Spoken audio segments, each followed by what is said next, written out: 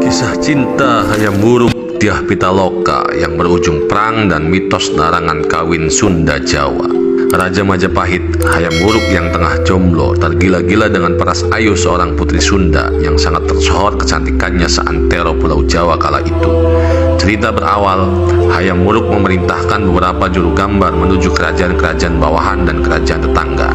Hingga suatu ketika kabar kecantikan putri Raja Sunda bernama Dyah Pitaloka citra resmi sampai ke Majapahit. Dikirimlah seorang juru gambar bernama Sungging Prabangkara ke kerajaan Sunda untuk melukis Dyah Pitaloka citra resmi yang konon kecantikannya tersohor kemana-mana. Di Sunda inilah para juru gambar melukiskan kecantikan wajah Dyah Pitaloka citra resmi. Sekembalinya Prabangkara ke Majapahit, ditunjukkanlah lukisan juru gambar ini kepada Hayam Wuruk. Alhasil ia langsung jatuh cinta pada pandangan pertama terhadap kecantikan Dyah Pitaloka citra resmi hingga berniat menjadikannya sebagai permaisuri. Atas restu dari keluarga kerajaan, Hayam Wuruk mengirimkan surat kehormatan pada penguasa Sunda, Maharaja Linggabuana Wisesa, untuk meminang sang putri Dyah Pitaloka citra resmi. Gayung pun bersambut. Sang Raja Sunda menerima pinangan tersebut dan siap untuk mengantarkan sang putri ke Majapahit untuk melakukan prosesi pesta perkawinan. Berangkatlah Raja Sunda Prabu Maharaja Linggabuana Wisesa dan rombongannya ke kerajaan Majapahit pada tahun 1357 Masehi. Rombongan itu tiba di Majapahit setelah melayari Laut Jawa. Setibanya di tempat tujuan, rombongan kerajaan Sunda mendirikan pesanggerahan di lapangan Bubat di bagian utara Trowulan, ibu kota Majapahit. Mereka menantikan jemputan dari pihak Majapahit serta upacara kerajaan yang pantas layaknya sebuah pernikahan kerajaan.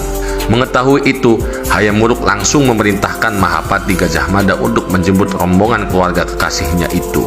Saat di pesanggerahan itulah konflik bermula. Gajah Mada menyambut para tamu dengan caranya sendiri.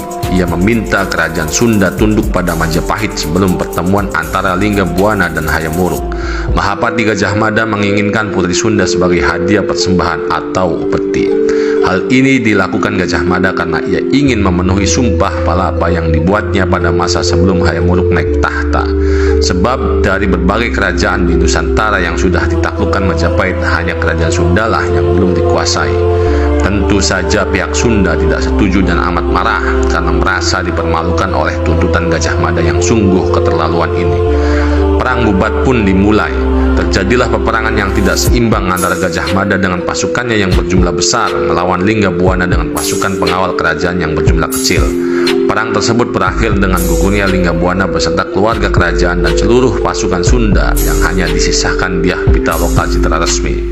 Namun, dalam kesedihan dan hati yang remuk redam, sang putri Dyah Pitaloka melakukan bunuh diri untuk membela kehormatan dan harga diri negaranya. Akibat peristiwa Bubat, pernikahan antara Prabu Hayam Wuruk dan putri Sunda Dyah Pitaloka citra resmi batal.